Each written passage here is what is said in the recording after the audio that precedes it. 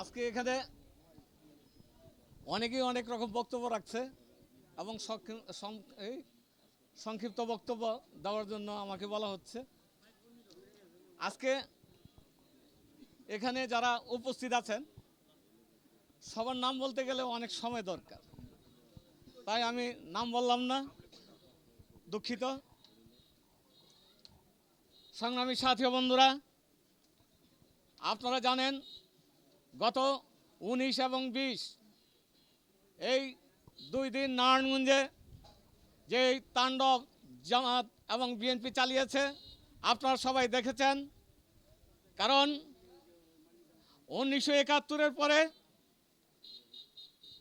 আমরা মনে করেছিলাম এদের যে স্বাধীন হয়েছে এই স্বাধীনতা সবাই মেনে নেবে, কিন্তু আমরা দেখতে পেলাম 1971-এর পর দীর্ঘ 52 বৎসরও তারা এদেশের স্বাধীনতাকে মেনে নিতে পারে নাই।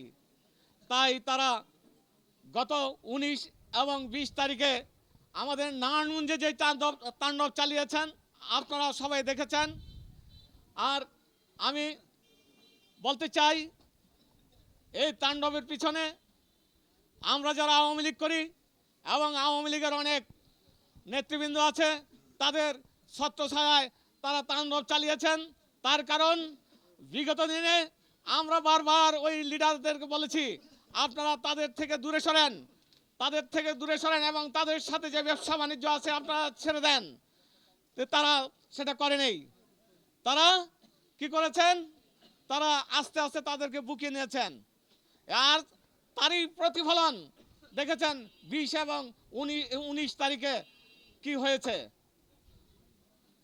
লিংক রোডে পাসপোর্ট অফিস জ্বালিয়ে দিয়েছেন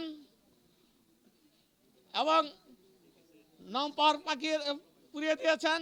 আমাদের জননেতা একেএম শামীম ভাইয়ের 26টি শীতল বাস পুড়িয়ে দিয়েছেন এবং নারায়ণগঞ্জে অনেক ক্ষতি করেছেন।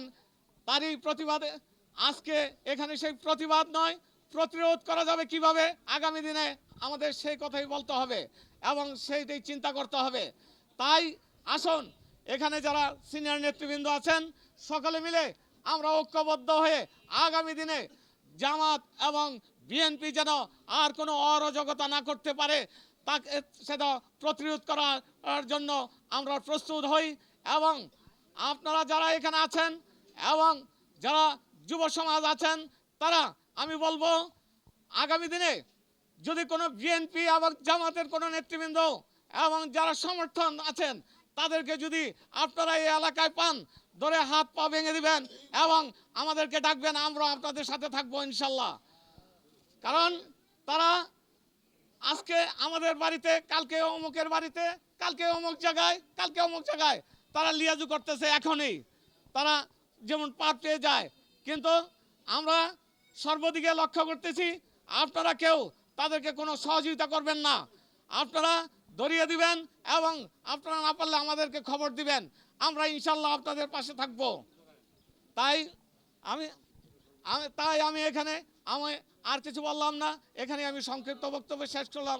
জয় বাংলা, জয় বঙ্গবন্ধু, জয় হোক জননেত্রী শেখ হাসিনা।